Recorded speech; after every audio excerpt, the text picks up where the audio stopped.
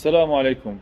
طبعا للأسف يعني والله يا أخي ما أعرف من أشوف شاب يعني عمر العشرينات 19 15 20 25 ايش كبر ايش قد لازم يقرا فيديو يمشي بالشارع بنهار رمضان.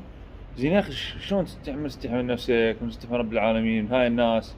يا أخي والله العظيم أنا رايح لأماكن قسما بالله طفل عمره يعني ما أقول لك 10 سنين أقل من 10 سنين، مو عادي أطفال الصوم، بس طفل هذا العمر ويشتغل وهاي قبل المغرب. زين مره رحت له ايده بالدين لا يشتغل ايده كلها دين وتعب تعبان. قلت له صايم؟ قال لي والله صايم.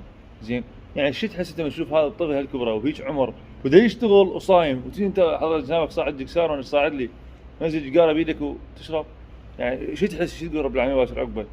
يعني انت والله ما ادري يجوز مريض والله الله اعلم ما اعرف، بس انت حتى المريض ما يباح له يفطر قدام الناس يعني شلون يجهر بالمعصيه هذه. زين فنسال الله العافيه والله يا اخواني.